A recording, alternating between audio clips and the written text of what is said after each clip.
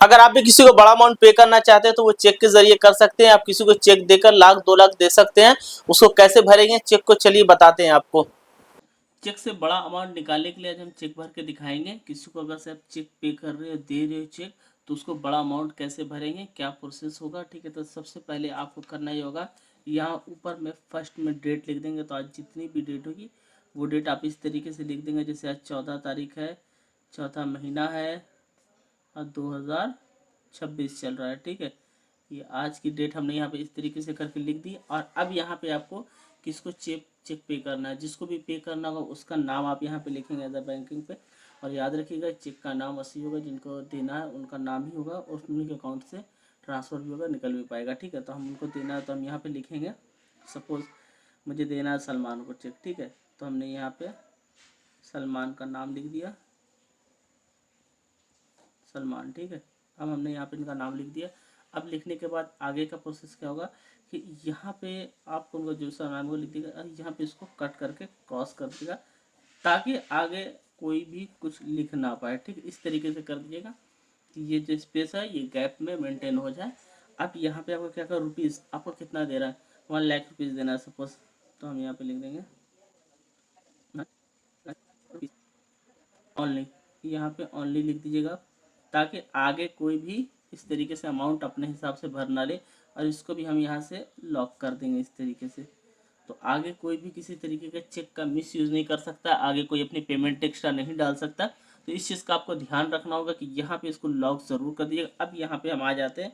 अब यहाँ पे आपको इसमें लिख देना होगा, वर्ड में तो मैंने लिख दिया, अब नंबर्स में आपको लिखना होगा। यहाँ पे आप क्या करिएगा, इस तरीके से करके लिख दीजिएगा 1,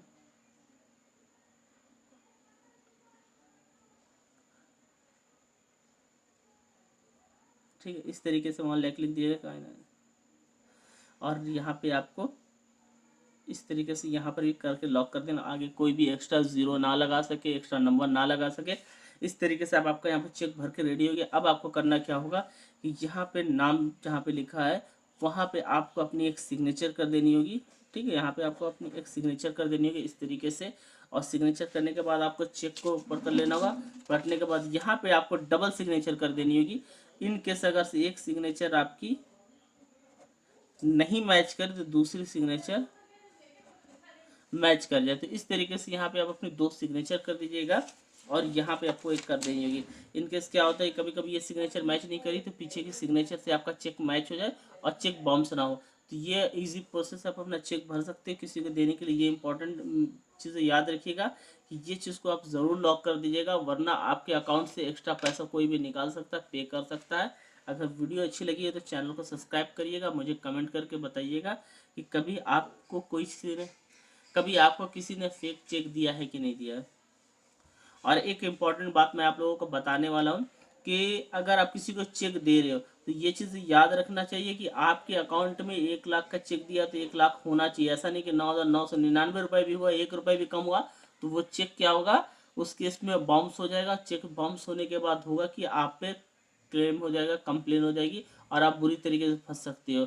बैंक भी आप पे क्लेम कर सकता है और जिस बंदे को चेक दोगे तो वो भी आप पे केस कर सकता है। वो लीगल उसका राइट होगा, वो कर सकते हो। तो इस चीज़ से आप बचें।